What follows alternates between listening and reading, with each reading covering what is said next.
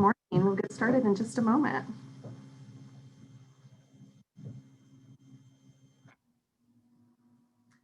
Okay, so I've got it's just after 9. Good morning and welcome. Thank you so much for joining us for our first session of the virtual in-house counsel seminar. Today's session is titled Flag on the Play, Employment Issues During a Pandemic. I'm Jen Ritter-Tomasic, Marketing Coordinator of Events and Proposals at Gordon Smith, and I'll be the MC today. Before we begin, I do have a few housekeeping items. We're going to utilize PowerPoint slides during this webinar. We think it will be helpful for you to be able to see both our videos and our slides at the same time. To do this, you may need to make one adjustment to your view settings. Find your view options button at the top or bottom of the screen and click on it to see your options. Then choose side-by-side mode. So the slide deck should appear on your left and our videos should appear on the right. You can then slide the separator to the left or the right to adjust the size of each view.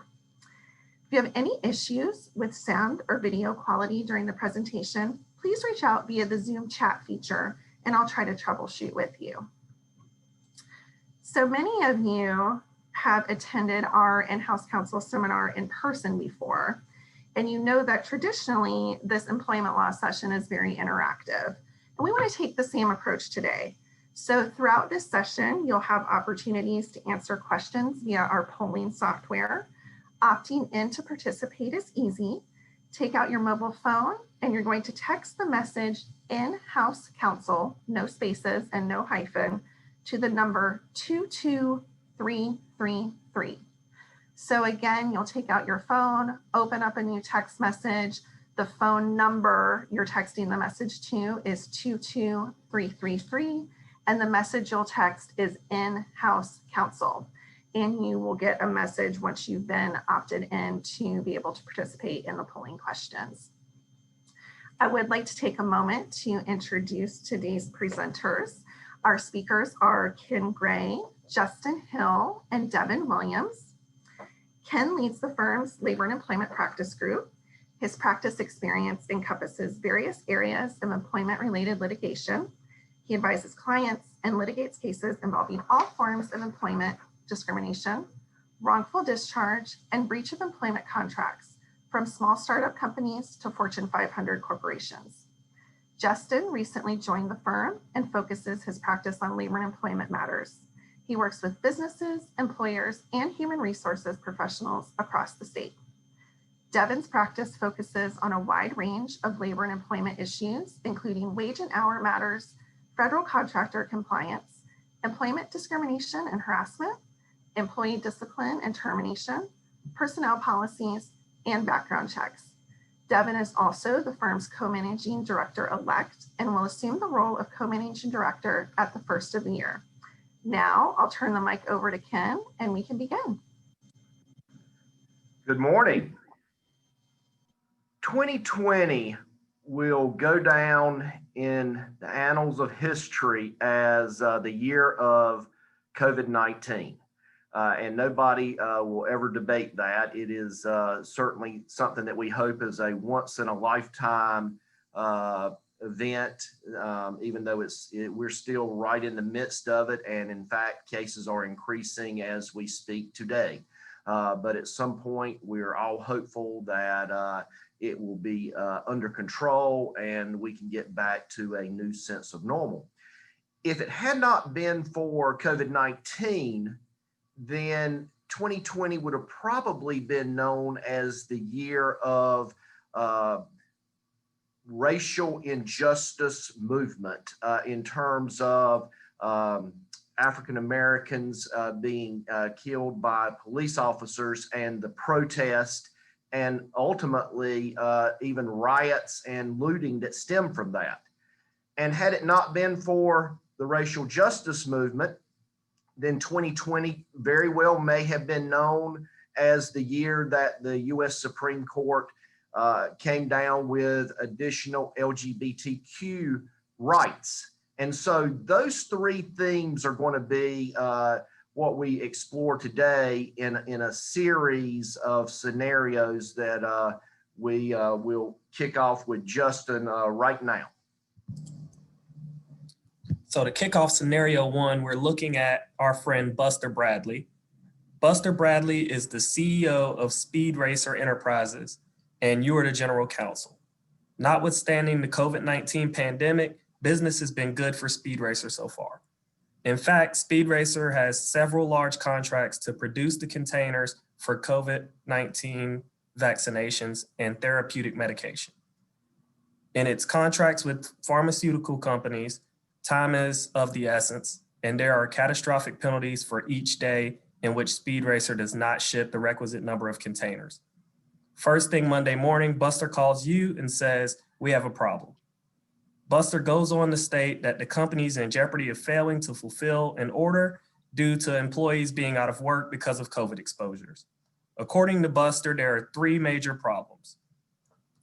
So the first problem that Buster brings to you, Buster states that half of the employees who work on assembly line A may have been exposed all of last week to a coworker, Willie Williams, who found out that he may be positive for COVID-19 this past weekend. Willie definitely believes that he was exposed to a family member the previous weekend who subsequently tested positive. Willie developed mild symptoms after work on Friday and got a test on Saturday, but is awaiting results. Willie estimates that he was in close proximity with half of assembly line A such that they could have been infected. Apparently, employees do sit close together in the cafeteria while eating during lunch breaks. They are not required to wear masks while eating. Willie does not want anyone to know that he is positive and will not give permission to disclose his positive status to his coworkers. Buster states that the company's profits for 2020 will be completely wiped out if they close down assembly line A. So the first question that we ask is, how do you advise Buster? So With this question, you can... Yeah, go ahead and just, as Jen had mentioned, if you've logged in to the number she gave you earlier and the message is in-house counsel, then you can answer A, B, C, or D, and you can answer more than one time. But please select all that apply.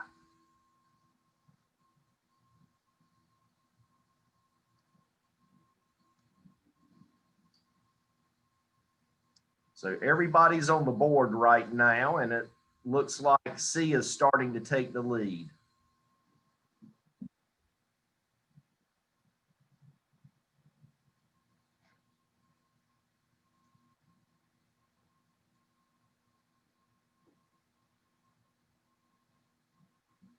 Okay, let's see. Keep your answers going. And Jen has also just sent you the information again to log on if you have not been able to do so. We're going to, throughout our session, we're going to be asking questions and needing responses from you guys. So we appreciate your answers. And so it looks like about a quarter of the folks have said the answer is A. Close the line and require everyone on assembly line A to get tested and quarantined for 14 days. Now, you can do this.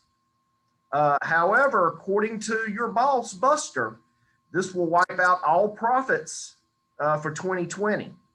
So perhaps there's some variation of this option we can discuss as we look at the other answers. So B, about 20% of you have selected B. B is actually a very good answer, even though it is crafted in such a way to possibly mislead you. Anytime we have language such as force an employee to do something, folks kind of get back on their heels and think, well, we can't do that. Here, you actually could require or force Willie to disclose who he was in close contact with. That doesn't violate any privacy rights of Willie. And in fact, could be viewed as if he fails to do that or refuses, a failure to cooperate in protecting the employees. It could be possibly an OSHA issue if we don't require him to do that, because we're kind of knowingly letting him off the hook in that regard. And if he continues to refuse, you could threaten disciplinary action, again, for his failure to cooperate with you in that investigation. So B is looking to be a pretty good answer for us, and it might be one that Buster likes better than A. Right now, C is polling at about 41% of the pollers, and C is another very good answer. The important piece for C is that you want to be proactive opposed to reactive. So you don't necessarily want to wait to know that you have a positive test. You want to go ahead and try to set up all the protocols that you can to try and diminish the spread. But the problem with answer choice C is it says eliminate any exposure. And you're going to try to do that. That's your goal. That's what you want to attain in the end. But eliminating all exposure is not really possible, not really feasible in most cases. Now, there are people who, with an assembly line, you want to set up plexiglass, or you want to have hand sanitizer, or you want to have masks and require people to wear them the entire time that they're inside of the building. And those things are things that companies can do, but eliminating all exposure may not really be possible.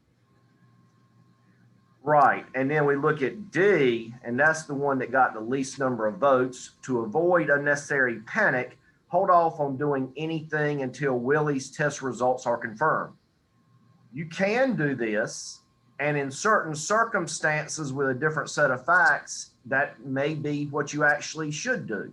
However, in this situation, you would basically be trying to win the lottery and hope that it's a false alarm. But the question I would ask is, how about if it's not a false alarm?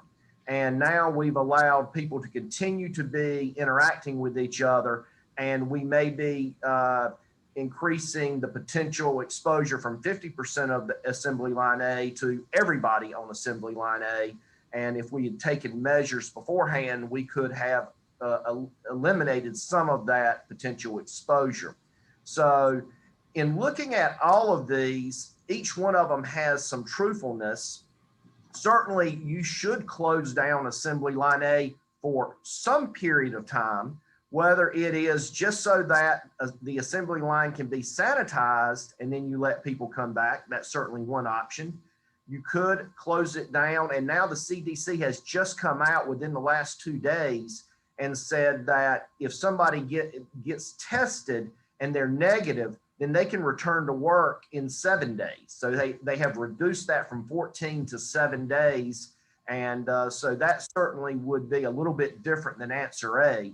And we are going to make Willie tell us who he believes he exposed. We cannot disclose his name if he does not give us permission, but we can just say a coworker has indicated that they have potentially been exposed and are waiting test results, and they have identified, and then you would individually contact the people that he identifies to let them know that they need to go get tested. And you can mandate that they go get tested unless there is some medical accommodation or religious accommodation that would prohibit that. So in this one, and certainly in regard to C, we're going to up our game. In fact, anytime we have an exposure, whatever we were doing, we need to do something else now to up that game to protect the employees. So I think that's what we're looking at with this particular sub question. So I think now we can go on to the next question, Devin. Yes. So next, Buster says that the folks in accounts receivable who have been working remotely are not getting invoices out on time. Historically, invoices were issued within 3.1416 days after shipment. Since the middle of March, however, invoices are being issued on average 10.0123 days after shipment. This delay has caused cash flow issues that now affect the viability of Speedracer. Buster believes these employees would be much more efficient if they all returned to the facility to work. Some of the employees have objected to returning to work until they can be vaccinated. Many state that they do not believe the workplace is safe, and others indicate that there are immunocompromised family members in their households. So, Buster, of course, wants to know what Speedracer's legal options are. And we have some options here that wanting you to select the best answer. I think this is one where you select only one answer.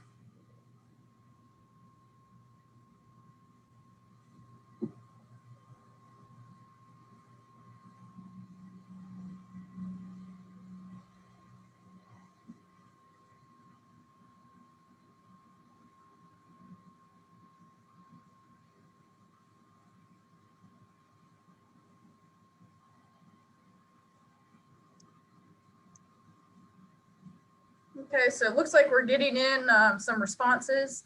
And Justin, do you want to tell us a little bit about option A? It looks like maybe we have a few that have selected A.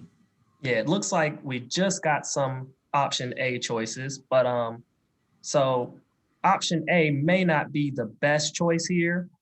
While you may be allowed to mandate employees to return to work, and you may be able to set up an actual date for that to take place, the problem here is you may have some exceptions. So mandating all employees might not be feasible.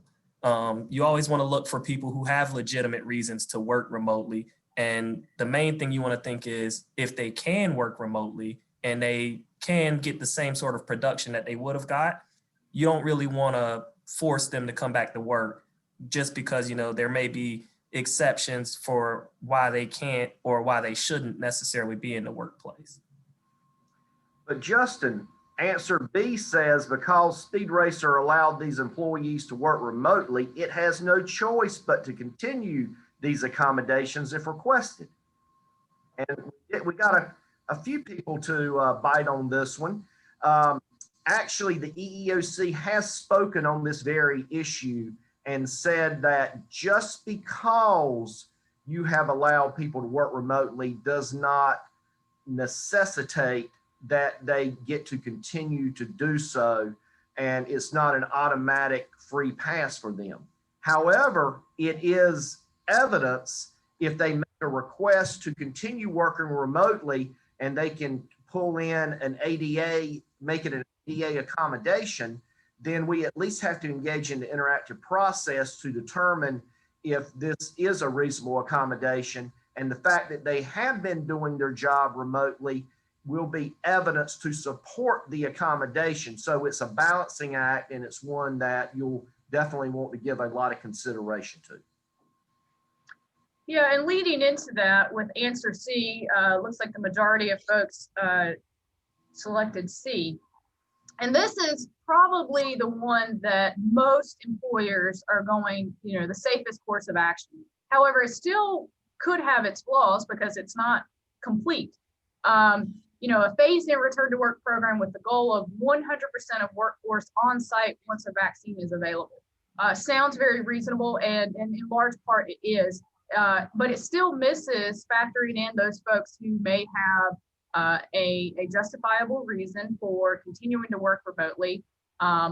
Perhaps for a medical related reason, they cannot accept take the vaccine, and therefore you would be under the ADA again of a reasonable accommodation for that for someone who might be immunocompromised, cannot take the vaccine, and therefore doctors recommend remaining out of work for some period of time. And you would have to go through that ADA accommodation request, the interactive process. So C is very close to the right answer, except it just misses a few little pieces of information that you would want to factor into that. Even if you have the goal of 100% of the workforce on site, that's okay. It's a goal, it's not a requirement. But just keep in mind that you're still going to have to evaluate folks who come to you with accommodation requests to continue working remotely.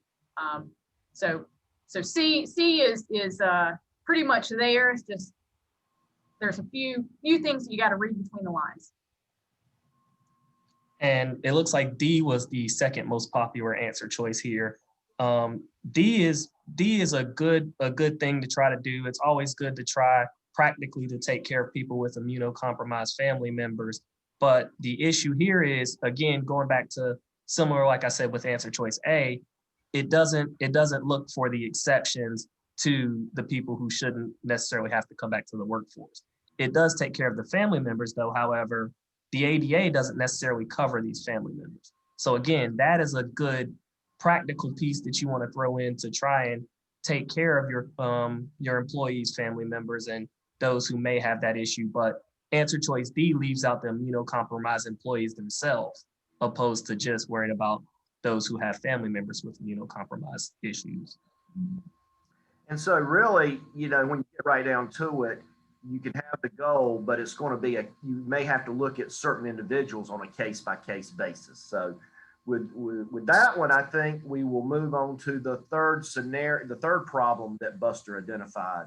And that is that the risk manager, Evan Woo Woo, just called Buster and indicated that an OSHA investigator from Raleigh left a message that she wants to come to the facility on Tuesday to look into the complaints raised in the letter she sent last week. Evan does not know anything about a letter and is concerned about what the investigator may discover when she comes on site. Apparently, Evan has been lax in addressing non-COVID related safety measures this year because of his focus on the COVID safety measures. And even if the COVID related safety protocols that have been put in place are sufficient, Evan's concerned about other things that the investigator might find out. And so Buster asked you to oversee the OSHA issues. What do you do? And so you can just type in a brief narrative about how you would handle this.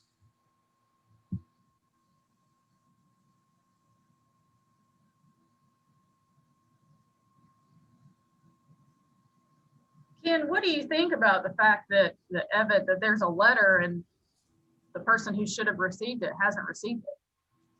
Well, that's frequently the case. Unfortunately, believe it or not, sometimes messages from the government don't get to you. So somebody is saying, fire Evan, ask for a copy of the letter. Absolutely, you're going to want to do that. Get a copy letter, tour the facility, talk to line supervisors. These are all good answers. Call and ask to reschedule the meeting. Yes. Lock the door to the plant. I like that one. Why is that one not necessarily the right way to go about it? Locking the door. Well, you actually can try to keep an investigator out, but that would just end up resulting in 6 investigators coming. And so that's certainly something that we want to make sure we're not dealing with. So the answer is this, and we've had to deal with about 20 of these since COVID had started. First of all, this becomes a front burner issue. And the first thing we're going to do is we're going to reach out to the investigator and say, look, we didn't get the letter. Can you send us a copy of it? And we have a lot of protocols that we have put in place. So will you allow us to submit to you our protocols, and then you can determine if you need to come out? This actually has been something that has happened with one of our clients. And because we were able to reach out immediately to the investigator, they decided that they would not come out and they would wait to see what our protocols were before they made the decision about coming out. Once they got our letter indicating everything that we had implemented, then the investigator just issued essentially a no calls determination and closed their file. The other, because you always, if you can help it, want to avoid an on-site investigation, because you never know what the investigator may find completely unrelated to the reason that they're coming out there in the first place.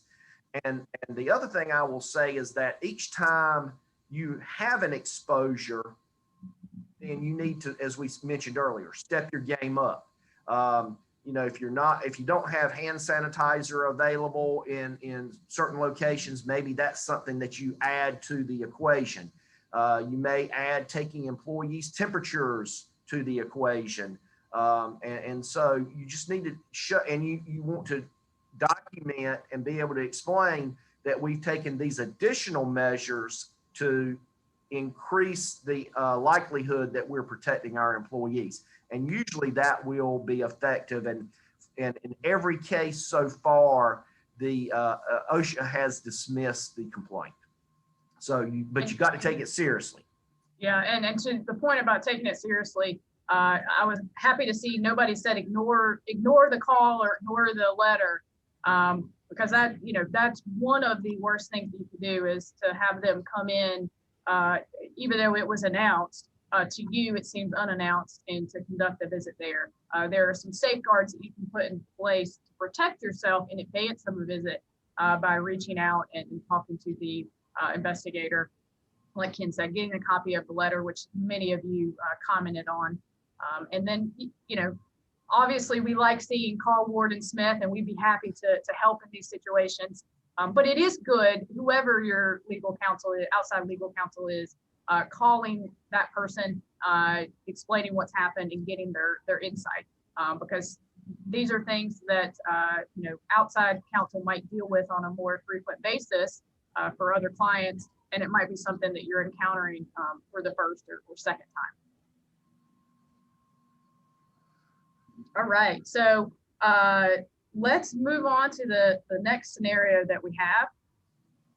Finally, Buster wants to know if the company can mandate vaccines when they are available, which is probably a common issue that folks are dealing with now with the news about 3 vaccines very close to distribution. Buster reminds you that we got burned 2 years ago at the EEOC when Speedracer tried to mandate flu vaccines.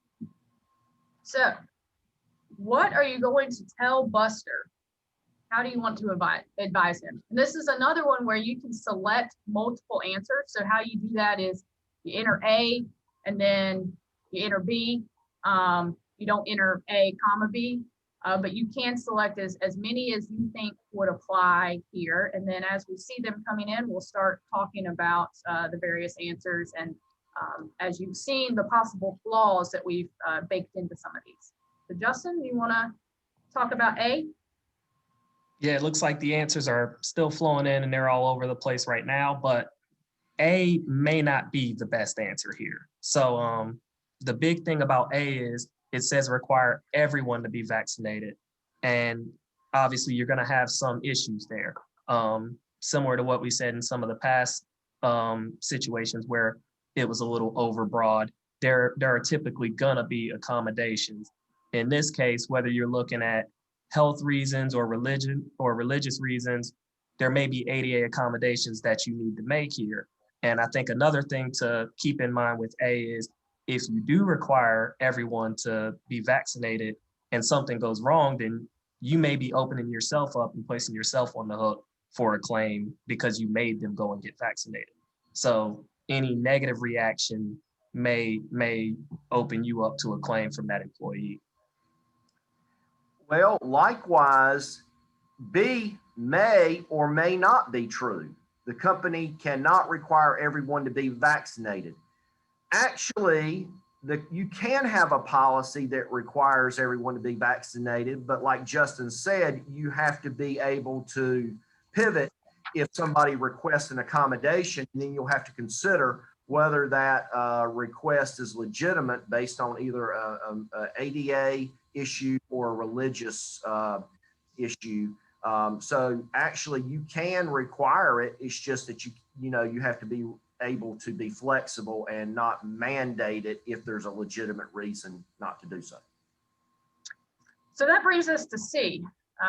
And this is despite having public facing employees. So those, think about folks that are interacting with your customers or vendors and having that close in-person contact in order to fulfill their job duties.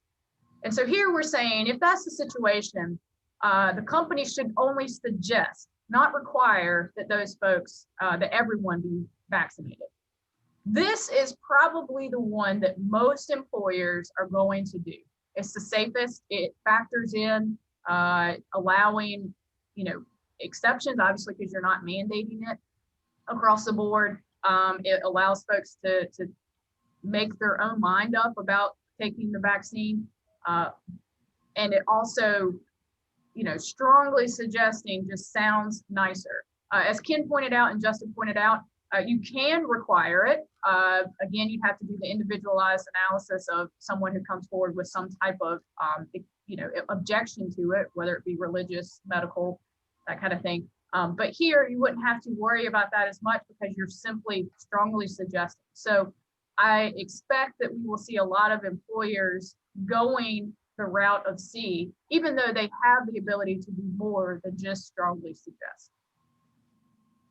And looking at D is answer choice that kind of depends on the company. So you do see hospitals and those in the healthcare field, they typically will require those that are public facing employees to be vaccinated. But again, the problem with D is it leaves out the exception. So you can look at something like this and see that as a viable option depending on the type of company. But again, you need to be sure that you leave that carve out or that caveat for, legitimate medical or religious reasons. Okay, now that you as the in-house counsel have solved all of Speedracer's COVID problems, Buster is back with another issue. A longtime employee named Stephen Massey, who had up to this point in time presented as a male, has informed Buster that she is undergoing a transition and will present as her true self, a female, from this point forward.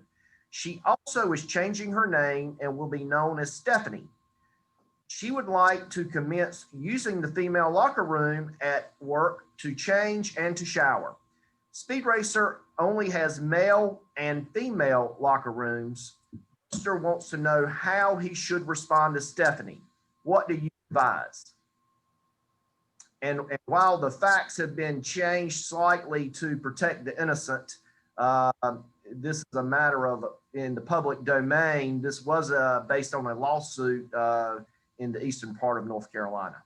So this is a real life type scenario. So what do you advise? And if you'll just type in a brief narrative of what you should do.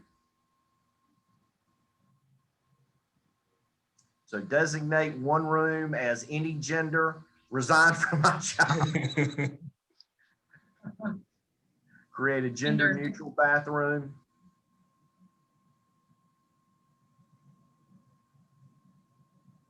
Allow it. Protect privacy rights. Schedule times for Stephanie to use the women's room. So go ahead, Devin. Well, I was just going to say on that one, with the Bostic case, scheduling times for her to use the women's room is likely going to violate her rights, as the Supreme Court has indicated, because it is, discriminating against her only, even though she's protected in the same way that anyone else is in terms of her gender identity. So asking her to, craft her schedule around others in this particular situation is probably not the safest course of action. So why don't we take a look at some of the other, see how this scenario develops, and then we'll get more into some potential answers. So after Buster decided, so in this situation, Buster decided to allow Stephanie to utilize the female locker room, and we saw one of those answers to just allow it. So that's what Buster decided to do. But after he did that, a group of female employees came to Buster and complained about Stephanie being in their locker room. They informed Buster that it is clear that Stephanie has not had any surgical transition, and they strongly object to Stephanie being there. They have a petition signed by 80% of the female employees in the facility. They also indicate that they will resign if Buster does not do something. Buster wants to know what Speedracer's options are in this particular situation. And so here we have a multiple choice, but again, you can select as many that you think may apply. How are you going to respond to Buster in this situation? And we'll take a minute and let some of the answers flow in and then start talking about them.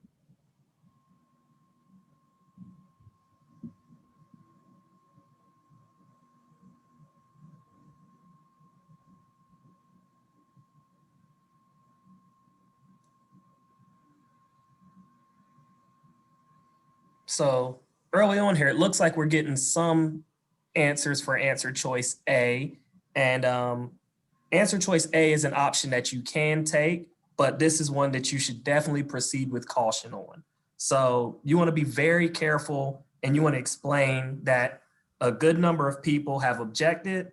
You want to make sure that you explain it as Stephanie's choice, and you want to make sure that when you present this option, you do it as carefully as possible. You basically want to make it out to be something along the lines of, you don't want these women to make a claim against Stephanie for sexual harassment. And you also want to make sure that you are going with what Stephanie is most comfortable with. Okay, so it looks like the group believes that B is the best answer. Speak with the group of female employees to understand their concerns and to determine if an investigation is necessary. Well, clearly we absolutely need to do B, but that's only part of it. Certainly we will do this to determine if Stephanie is engaging in sexual harassment. However, we should, and we have to do that, but we also need to look at some of the remaining answers to see if this answer is incomplete. So the next one is speak with the ringleader of the female employees and say, unfortunately, there's nothing that can be done. This is a trick answer because of the way that it's phrased. One, it is good to speak, as Ken said, with the group of female employees, and that might be starting with the leader of that coalition, the person who came to you with the petition. But to then go on and say or imply that it is unfortunate that they're in this situation and we can't do anything about it implies a bias against Stephanie, and we don't want to do that. And you can do things. You don't want to say that there's nothing that can be done, as if they have to be subjected to whatever situation is occurring in the locker room that we may not be aware of, that is unrelated to Stephanie's gender identity, and does encourage upon sexual harassment or some other concern. And so C is not going to be a good answer, although the first half of it may be part of speaking with the group of female employees. And then looking at answer choice D, which very few people seem to have picked, mandate training for all of the female employees who signed the petition. This answer is an answer that seems incomplete and not quite on the mark. First, when you mandate training only for the female employees, you're possibly opening yourself up to a gender discrimination claim. The importance here is training is important, but you want to mandate training for everyone. Quite frank, it should probably be something that in today's climate, you're doing some sort of training annually, and if not, semi-annually for all, and at least annually for your supervisors and such. So answer choice D, again, not quite complete just because you want to train everyone, not just the female employees. That's right, Justin. And in this situation, B is the best answer, at least that part of it. But we're definitely going to implement some across the board training, because we need to make sure we're educating our workforce on being inclusive. And hopefully, as we look, as we speak to the female employees who have raised concerns, perhaps, first of all, we need to make sure that Stephanie has not done something inappropriate, but we also can take this time to educate them and hopefully get people to a point where they are more inclusive. And so this will be a challenging issue, but it's one that we're going to have to address because the law says that we must, and we should address it. So that's what we're going to do there. Before we move on to the next one, we did get a question back on the vaccine issue, and I'll just read it real quick. If we do not require people to get the vaccine and employee X chooses not to, what is our liability to other employees if X gets COVID and exposes others? Even if the others get the vaccine, it will not be 100% effective. Well, and here's something else I'll add. One of the negatives to requiring the vaccine is that if somebody has an adverse effect, then they may have a claim against the company, certainly a potential workers' comp claim, and potentially they could file a lawsuit against the company because it's a work mandated instruction. And so that is a potential risk for doing it. If a company does not mandate it and only strongly suggests that, that is perfectly fine. And if other employees end up getting COVID from an employee that does not get the vaccine, that would not be a legitimate lawsuit against the company. They may have a workers' comp claim, but certainly not a lawsuit. And so, as we mentioned earlier, strongly suggesting it is most non-medical facilities is going to probably be the recommendation that we would give you. And then to add to that as well, with the liability, if you do have folks who have not been vaccinated after the vaccine is distributed, you're still going to want to protect your workforce the way that you have now. I mean, probably, hopefully it'll calm down a bit, but to mitigate your liability, you're not going to want to simply ignore folks who come forward that they have COVID, or completely throw out the window any protection, safety precautions that you've taken for others, because you're right, it's unlikely that it'll be 100% effective. And then on top of that, if folks have not been vaccinated, that continues to lessen the chance of 100% effectiveness. So moving on with our situation that we were discussing, while you are contemplating your advice to Buster, Stephanie complains to Buster that some of the female employees are shunning her and some of the male employees are referring to her with masculine pronouns. Stephanie indicates that she has filed an EEOC charge alleging sexual harassment. Buster instructs you to take over and address Stephanie's complaint and EEOC charge. What do you do? So if you'll type in your brief narrative.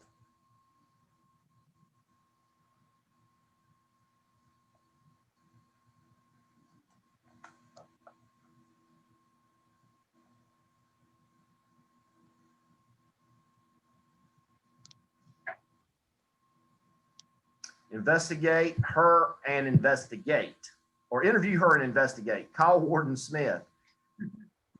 Document the complaint and investigate. Or training.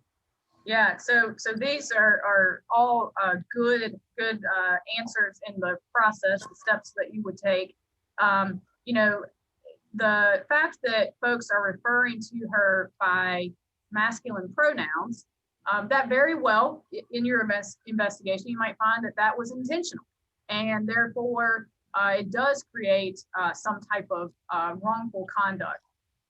It also may be that it's happened a few times, and it simply is folks who are unaware, who are not educated on how to address Stephanie now. And so training would be appropriate to mitigate those concerns going forward. And with the female employees shunning her, you absolutely need to get to the bottom of that. What is happening? And is it relating to the locker room and your past investigation in that regard? But documenting what you do throughout the process, speaking with Stephanie to understand what her allegations are. And then, Ken, she's already says she's filed an EEOC charge. So she has one pending. How does the employer deal with that? Because Stephanie's still employed. And I like the person that said interview and investigate, because even though she's filed an EEOC charge, you still have the right as her employer, because she's a current employee, to interview her, and she cannot avoid that. Now, if she has counsel, then you may decide to allow counsel to be present, but that's going to be a case-by-case determination. But you do have a right to interview her, and could actually take disciplinary action if she refuses, because she has alleged a problem in your workplace. As the employer, you have an obligation to correct it. And so you have to look into it and get her information. So you certainly should do that. So Devin, you want to move on to the very last scenario with this issue? Yes. During your investigation of Stephanie's complaint, you speak with another transgender employee, Javier Heavyhand, who indicates that their pronouns should be they, them, their. Our next polling question, what do you do with this information? In other words, do you tell them you need to be either he or she, masculine or feminine, or do you allow them to use those pronouns? Somebody said, questions, do we do nothing? Well, under the Bostock decision that the Supreme Court handed down earlier this year, not only did it protect sexual orientation, but it also gave transgender protection or gender identity protection. And so people may not identify as male or female, and there are many people that identify as they, them, or their. And I will tell you that I've gotten emails from the North Carolina Attorney General's office, and assistant U.S. attorneys have actually put their pronouns in their signature block. And I've seen some companies that have done that as well. All of these answers, though, are looking pretty good. Try to accommodate use of the pronouns, train employees on the use of they, them, their. Singular, plural is important too. Allow it. So yeah, one thing, Ken, I saw in one of the answers it was down a little bit lower, but it's similar to start calling him by his preferred pronouns or figure out what he is talking about. And that's a situation where, yes, Javier sounds like a male's name. But I'll also tell you, I get Mr. Williams all the time because Devin or Devon, depending on how you pronounce it, may appear to be a male name. So we just need to be careful, and it's human nature for us. I mean, this is how we've grown up, and we instinctively, look at male and female, and we may have religious beliefs in that regard too. And that still is one of those things that's left open by the Supreme Court's Bostock case about religious freedom and religious objections or exceptions to accommodating or protecting the rights of transgender individuals. But training employees on the use of they, them, their, we don't know what we don't know. And so if we can train our workforce, everyone, on the importance of accommodating the use of preferred pronouns in this day and age, that's the best way to mitigate liability for the company going forward. And Devin, we do have a question that's come in, a couple questions about training, and it says, how do you recommend handling employees who may participate in training but may object to the training provided or disagree? At what point does training become a workplace mandate? Well, as far as the training goes, you can mandate that everybody participate in it. It doesn't matter that they don't agree with it, but they must participate, and you would be able to state what your expectations as an employer are and be able to enforce that. Now, the one caveat that Bostock left open is a potential religious issue that may be in conflict with LGBTQ issues, and that still is to be decided. But absent a religious accommodation request, and it's an absolute mandate that you can enforce. So we will now go on to our last scenario. Now that we've solved the COVID and the LGBTQ issues, and we'll go to scenario number 3. Justin? So now that we've solved Speedracer's COVID and LGBTQ issues, Buster comes to you once again with another concern. This time, Tina Hillendale, a white employee, has complained to Buster that a coworker has posted on social media a comment that Tina finds to be offensive. When Buster inquires about the alleged offensive comment, Tina states that Haley Wishbone, another white employee, posted on social media that anyone who voted for Trump is a racist. Buster asks you to look into the situation and give him a recommendation. Assume that you determined that Haley said exactly what Tina alleged that she said on social media. So what is your recommendation is what Buster's trying to get to here. So this is another one of those narrative answers where you can type in your response as to what you would recommend for Buster as to this social media post.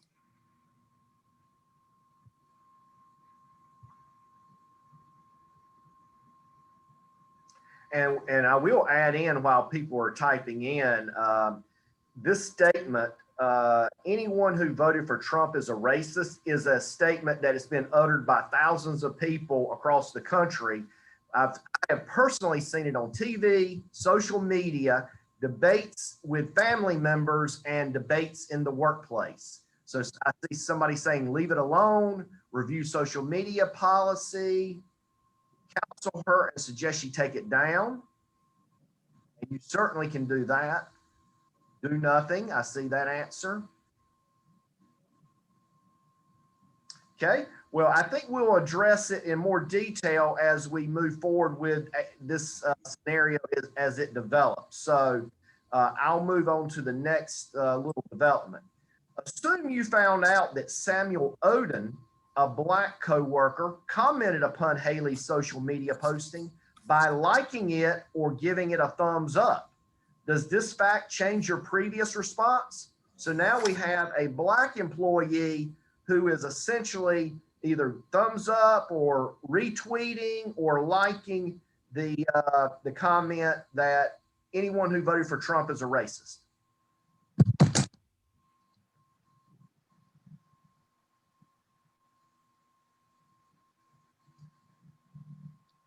It looks like, depending on how many people are chiming in, most by far have selected no. A few have selected, not sure, and that's fine. We're gonna move on to the next one, and then we're gonna talk about all these in a second. So now assume that Grant Fells, another Black coworker, also responded to Haley's post and added, quote, all white people who voted for Trump are racist, end quote. And so similar question, does this statement, now that we have Haley's comment about all folks who voted for Trump are racist, and then we had a Black employee like that, Samuel liked it, and then Grant chimes in with another comment about all white people who voted for Trump. And similar here, most have selected no, a few have selected that does change it, and then a few have also selected you're not sure. So we're gonna keep going forward, and Justin is gonna help us through this one.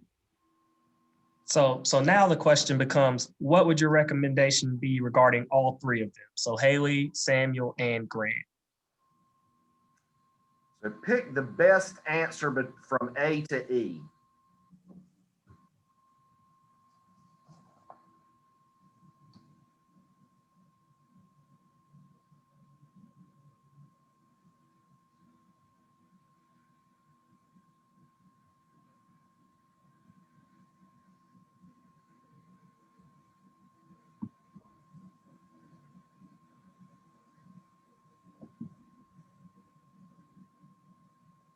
And I think you have to assume in this scenario that you have employees who are offended by these comments, both the ones that Haley and Samuel made and also the ones that Grant made.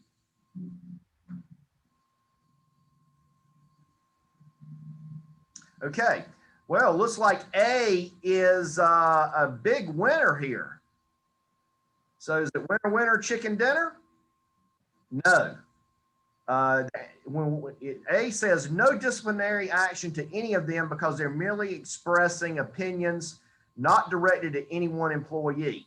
Actually, this is not a good answer. So let's move on to the next one. So the next one with disciplinary action is appropriate for all three. So we're essentially saying they all engaged in some type of inappropriate commenting and it offended others. And so we're going to treat them consistently by disciplining them all. This also is not a good answer. Even though the comments were made, I saw one of the answers previously that folks wrote in was about it was on social media, not in the workplace. It's just, opinions, that kind of thing. While that might be the case, you still can engage in conduct on social media that is impacting the workplace and therefore violates the social media policy or otherwise violates a anti-harassment policy, and therefore disciplinary action can be appropriate under the circumstances. But here, it's not appropriate because of the differences between the comments that were made. Haley made a comment that did not distinguish among a race or a protected class. Political affiliation is not protected under federal law and not in North Carolina either, and many other states. And then Samuel merely liked it. He didn't even actually make a comment. Now Grant's comment did distinguish among a protected class. So that's why we can't treat them all the same in this particular situation. They're not the same, so we have to take that into account. And answer choice C says Haley and Samuel should not be disciplined because their post did not reference a specific race. So answer choice C is kind of a judgment call for the company. Essentially, because they are expressing a political view, you could say that they're not going to be punished because they didn't reference a specific race, but the company may have a policy or a memo or a mandate that these people that, Haley and Samuel have violated with their post. And if that's the case, then they should be disciplined according to what that policy says. So it may not necessarily be termination, but it may be something like a warning or, something that they make sure that they document to show that this issue has arose. Even if they do have a policy or a mandate, however, chances are they shouldn't be disciplined to the same extent that Grant is. And I'll let Ken take that and answer choice D. So D says Grant should not be disciplined unless Haley and Samuel are also disciplined. Actually, that's incorrect. Now, as Justin mentioned, you certainly can discipline all three, but particularly if Haley and Samuel would have violated an existing social media policy or some mandate that the company had issued prior to those comments being made or liked. But what Grant did is much worse because he's actually saying that all white people that did a certain act, vote for Trump, are racist. And that actually is a racial comment that relates to white people and treats them adversely. And so it is something that we need to do something to Grant.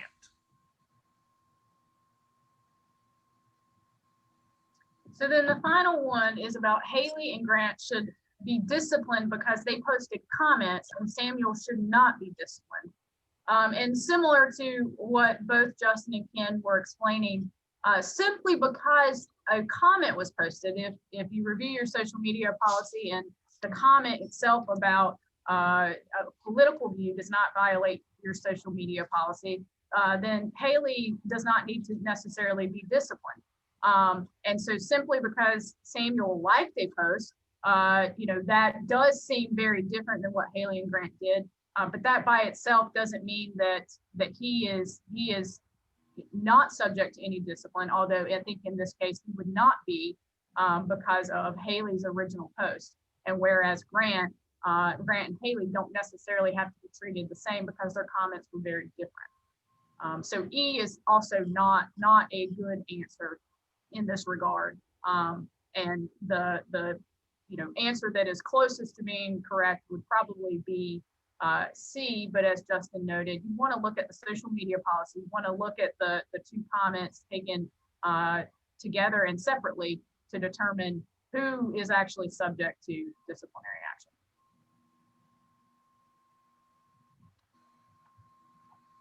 So finally, you also learned that back in early June, a Black employee complained to HR about a white coworker who liked to comment on social media about the need to shoot all the people who were looting and rioting, not the peaceful protesters. in the wake of the George Floyd killing. HR suspended the white employee without pay and gave him a final written warning. So now, does this development change your advice to Buster regarding his current situation with Haley, Samuel, and Grant?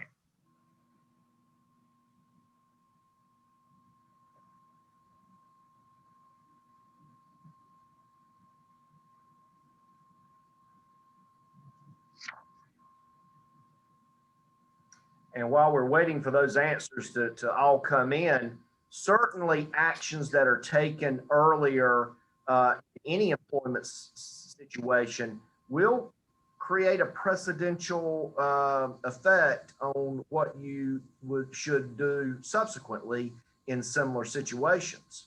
Obviously, we need to treat employee issues consistently. And I will tell you that this very scenario that Justin just read actually occurred. And I think everybody on this call ended up handling some version of this actual issue.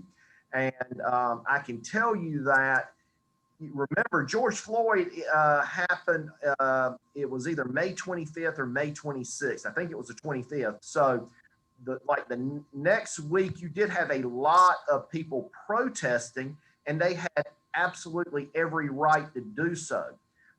However, and so during that time, and you had some rioting that was starting, but mainly it was about the inappropriate killing.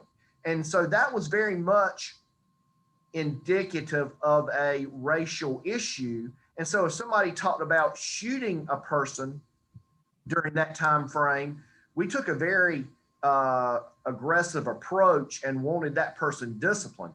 Had they actually said that they were that the people that were protesting should have been shot, we probably would have recommended termination. But since they were talking about the looters and the rioters who were actually violating the law, I think the process was we decided that they're suggesting violence, but it's not necessarily a racial issue. So we suggested tough measures, but not the ultimate in termination. However, as it went along, and then you started having Seattle and Portland with these autonomous zones and police just basically staying out of it, and you had as many white people involved in these episodes, it became less of a racial issue. And so that may have affected how you would have treated that particular thing at that time. So, advice can vary depending on what the circumstances are. Just like there have been COVID advice that we have given, such as initially we were telling people not to allow employees to come back to work that were positive until they had a negative test. Well, now it's come out that the CDC has said, and all the experts are saying, you can test positive for many weeks, if not months after you first test positive, but you're no longer contagious. And so we have started adjusting that guidance and advising employers they can bring people back after, the CDC says after 10 days. And so that's, that is certainly something that we are, the advice is fluid.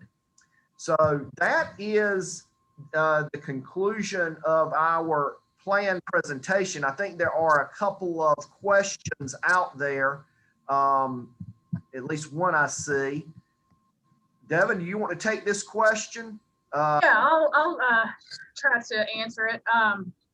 So obviously, if you're not requiring the vaccine, then you may not be the one implementing the vaccine or giving the vaccine. So therefore, you may not know that folks have been vaccinated. You could get information if we can demonstrate that it's a business necessity to know whether someone has been vaccinated. You might be able to kind of not bypass protective health information, but the ADA giving you an exception to why you would need to know that information. as a method of protecting other folks. You could also do it on a voluntary basis. If you're strongly encouraging folks to get the vaccine and therefore not requiring it, you could simply ask, if you do get the vaccine, can you please let us know? We'll keep that in a medical protected file.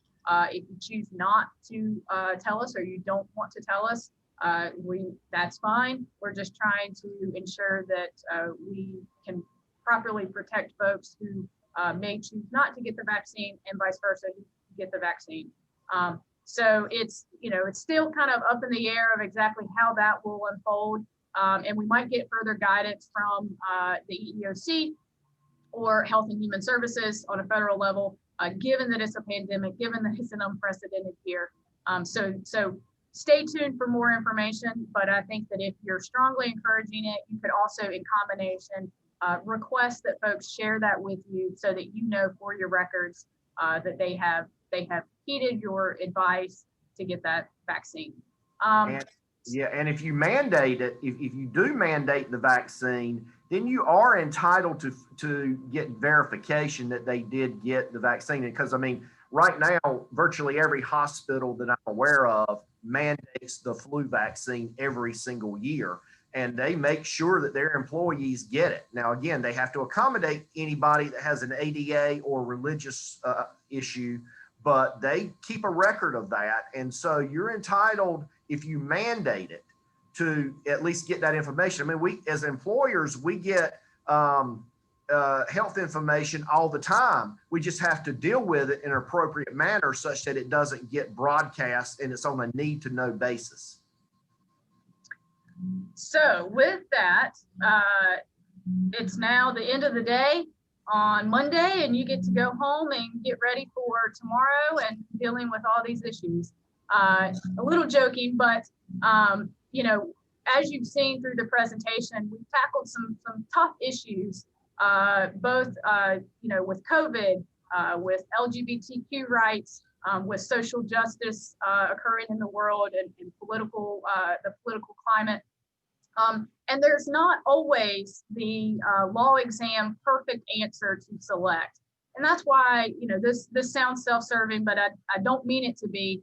But that's why it's so important to consult with outside counsel on some of these issues, because, the smallest fact can change the advice. As Ken was noting, the circumstances are so important to understand the best advice for that particular situation.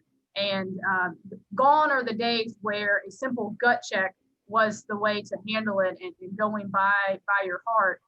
The law's gotten so convoluted and complicated on many of these issues. And folks, we're human. It's human nature. We're unpredictable. We do odd things. And so, having to navigate that can be very difficult, especially when it all occurs on Monday morning. But in that regard, I'm going to hand it back to Jen. We appreciate your time today and kind of sitting with us and going through these and participating with us. So thank you. Look forward to seeing you in person, hopefully here soon. Jen? Thank you so much, Devin, Justin, and Ken. For those of you in attendance following today's webinar, you will be sent an email. That email will include a link to a recording of this session, as well as a way to sign up for Warden Smith Labor and Employment Alerts. I did have recent correspondence with the North Carolina State Bar Board of Continuing Legal Education, and was informed that their CLE review process has slowed due to the pandemic. Because of this, our CLE pre-approval application for this session is still pending. However, upon confirmation of program approval from the bar, we will submit accreditation materials for all attendees seeking North Carolina CLE credit only. If you need out-of-state CLE, please email us at rsvp@wardensmith.com to receive a certificate of attendance and webinar materials for submission. Again, to echo Devin, Ken, and Justin's comments, we so appreciate you taking the time to join us today. If you are going to join us for our second session of our in-house counsel seminar, it begins at 11. Thank you so much, and that concludes the session.